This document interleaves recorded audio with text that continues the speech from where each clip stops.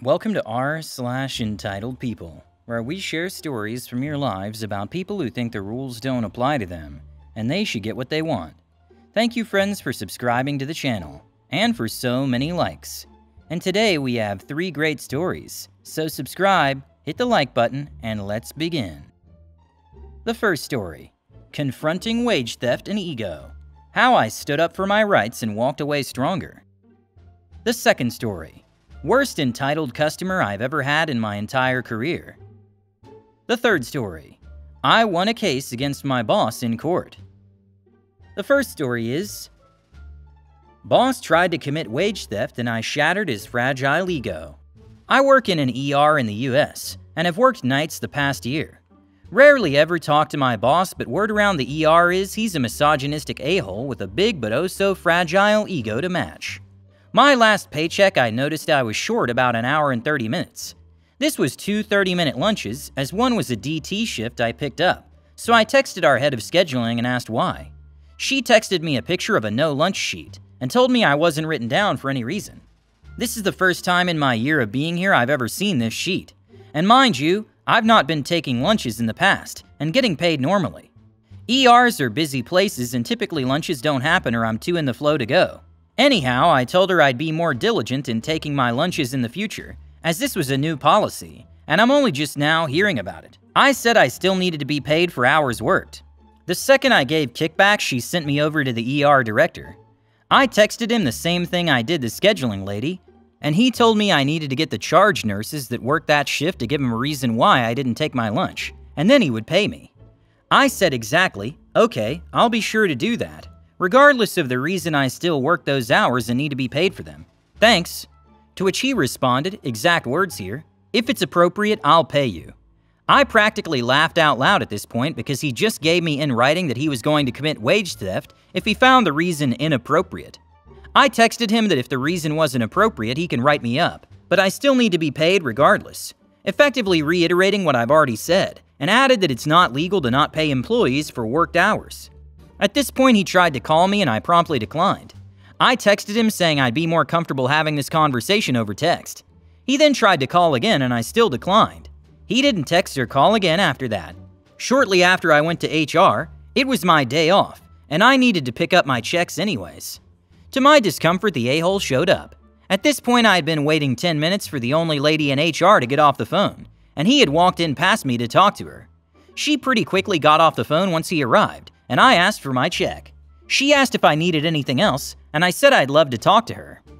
At this point, my boss interjected that we should all 3 sit down and have a chat together because we're all here for the same thing. The hostility seeping from this man was palpable, and I wanted nothing to do with him while he was this riled up. The HR lady caught on to this and asked if I would want to talk alone, and I said yes. He looked like he might kill me for telling him no to our little group meeting. My boss decided he got to talk to her first, even though I had been here first.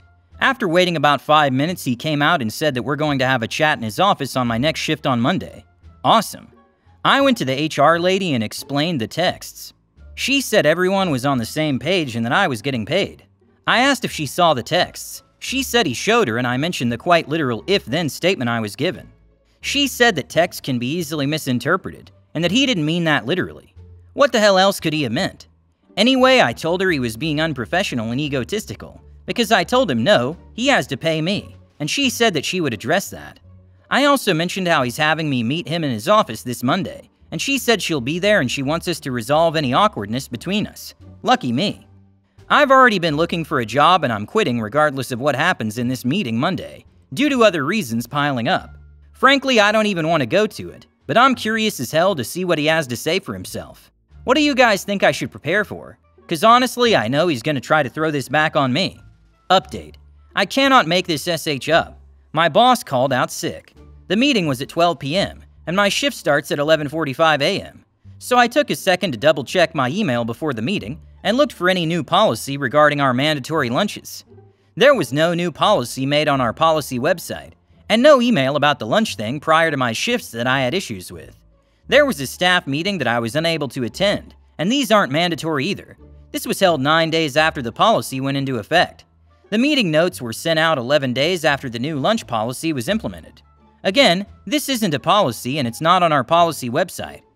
I asked my coworker if he'd heard about the no lunch sheet, and he said he had no idea what I was talking about. WTF? I warned my coworker as well as the unlucky new guy in training to watch their paychecks and hours before I went to the meeting. I got to the office a few minutes early, and the door was closed, so I sat down outside and waited for HR or my boss to show up. About 10 minutes after our meeting was supposed to start, the scheduling lady came over to her office and asked what I was waiting for. I said HR and my boss because our meeting was today. She told me he called out sick. Again, WTF. I did not receive any texts or emails about him calling out, so glad I wasted my time. I said my final goodbyes and well wishes to my coworkers and made my way up to HR. I told them that we were supposed to have a meeting today, but boss man called out sick. She said, "Oh yeah, when do you work next?" I told her I'm not because I'm quitting. She told me this is exactly what my boss was trying to avoid. Cool, he should have showed up to talk then. Another HR lady asked me if I was going to finish my shift. Nope. From this point, they just quietly watched me as I put my badge on the desk and walked out. I'm done with this hospital, and the unprofessionalism of my boss as well as an unnecessary hostility throughout this whole thing. I'll be reporting the kickback I got when I asked for my due wages to the DOL to hopefully protect my former coworkers, but I should still be getting paid for the hours I worked. I'm sure there's things I could have done better, and I'm sure some of you may heartily disagree with me quitting before getting an actual meeting, or that I'm being unprofessional. Frankly, I don't want to subject myself to working under a person like him. I've been fortunate enough to have relatively good bosses up until this point. The irony, though, is that I got a call from somewhere I applied, and we set up an interview 10 minutes after I walked out of the hospital. Thanks for all the advice, guys. Sorry, I didn't really get a chance to use it. Edit. A couple of people have pointed out that if I'm in a state that requires mandatory lunch breaks, then I would most likely be in the wrong here. I don't disagree with that. However, I've checked my state law, and it does not require employers to give breaks or meal periods. That would mean that me not taking my lunches would not result in a fine, and therefore it feels as though he wanted to avoid paying simply because the hospital is cutting corners, or he didn't like me telling him he had to pay me regardless of reason. The second story is the absolute worst day I've ever had as a cocktail server. A tale of racism, lies, and going Facebook Live. Buckle up, friends. I'm mentally shot after this 11-hour day I had. My day started like any other. I arrive at work, settle in and hit my section. We rotate every hour around the casino, so the guests don't get tired of looking at the same faces and don't get stuck in the quieter section. I breeze through my first hour making a killing. I start my next hour in the super busy section, and I barely make it to our service station to make sure everything is ready. Coffee is made, ice stocked, and such. A woman yells, "Excuse me." I let her know I'd be right back to take her order. Not even 10 seconds later, I get a radio call to that machine requesting a cocktail server. I walk over and greet the two women. They seem nice enough. I take their order and a few others in the row and go and grab their drinks. I always serve my drinks in the order they're taken. The following is what occurred. Me: "Hello, I have your coffee with extra cream and sugar." Guest 1: "Jesus effing Christ. Can you wait an effing minute, white girl? I'm in the middle of an effing bonus round. I'm completely blindsided." Me: "Ma'am, I'm just trying to do my job. As you see, we're very busy. I apologize." Guest 1: "Your job is to literally serve me when I wanted to be served. You stupid white girl. I'll have your job." Me: "Ma'am, I'm a server, not a servant. I'm just doing my job." Guest 2, who is guest 1's daughter: "You piece of white trash B, I'll have your job. Not that I'd want it. You should be proud to serve us." She proceeded to flick her middle finger about an inch from my face. I radio security and the food and beverage supervisor to the area I'm in. I try and walk away while they're carrying on about what a racist C I am because I'm white and they're black. Security is right there now. They're screaming that I called them the N-word and threw a coffee in their face, that they want me fired immediately. Guest 1 stands up and gets right in my face, and is pointing at me that she wants my address and full name, so she can sue me for discrimination, and the burns she has. Security reminds her that surveillance is always watching, and she is dry and actually holding her coffee. She loses it. My supervisor tells me to get off the floor and go to the office. I guess what happened after that is that they went Facebook Live at that point, and were threatening my life. Lunged at the floor supervisor, pushed my supervisor, and tried to get other guests to agree that their story was the truth. It took about 20 minutes for them to be removed. They fought with the police about how they're racist as well when they wouldn't come and arrest me for discrimination and for assaulted with hot coffee. In the end, they're now banned for life from our establishment. My supervisor decided to now press charges for being pushed, as she wasn't hurt and didn't want these crazy people to know her name and address. I hate to admit it, but I cried and was pretty shaken up for the rest of my shift. I was totally gassed out, but I stayed for the rest of the evening. This is a tale from your server. The third story is, I'm taking my creepy former boss to court next week and finally feel empowered. 11 months ago, I worked in a retail store. Took me 2 years to get to a position where I felt comfortable asking for a certain amount of shifts, and my plan was to work there 4 days to fund the startup of my own business. I had a long-term plan.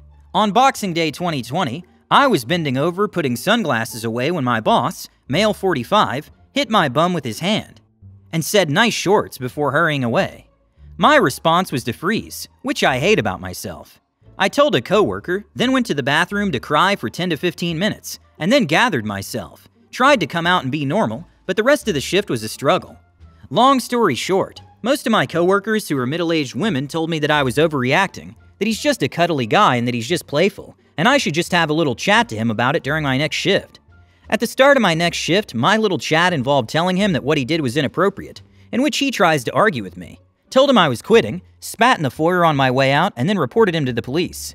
Gross, I know, but I was angry, sorry. He'd been quite creepy prior to this happening, commenting on my nipples, calling my camper van a shag and wagon, telling me that I would pick up in certain dresses. I've really been struggling with the whole process because I've lost all my friends from that job, and feel like they think I'm a drama queen. I know that I'm doing the right thing and feel okay with it now. I listened to a podcast not long ago and learned that sexual harassment is illegal in France, and a girl had her butt slapped on a train and the guy went to prison for 3 months. This is making me feel so much better, because something done in France gets prison time, and the same thing here in Australia gets "oh, you're overreacting." Update. Against all odds, I won the case, and after 11 months of anxiety, I feel strong again. Court date was yesterday. 4 days prior, I was contacted by the police who informed me that he had pleaded guilty to common assault, and that it might be a good idea for me to settle on it, as my case wasn't very strong. I felt insulted. I had a breakdown. I told them no, I will not settle. I went to court. The prosecutor didn't like my chances. The witness booth had technical issues, so I had to stand in the courtroom with everyone, including my former boss. I was asked how short my shorts were, was told I was making things up, had to demonstrate in front of a whole courtroom where I was touched, had to talk about him talking about my nipples going hard. His lawyer and the police prosecutor argued over whether it was close to my genitals or not. The whole experience was humiliating and intimidating. However, the magistrate could see the truth. Told him his behavior was appalling and criminal, and he was charged. I finally won, and now I can move on. I urge others in my position to do the same if possible. Thank you for watching. Don't forget to subscribe if you want to know when the new video comes out, and hit the like button to support the channel.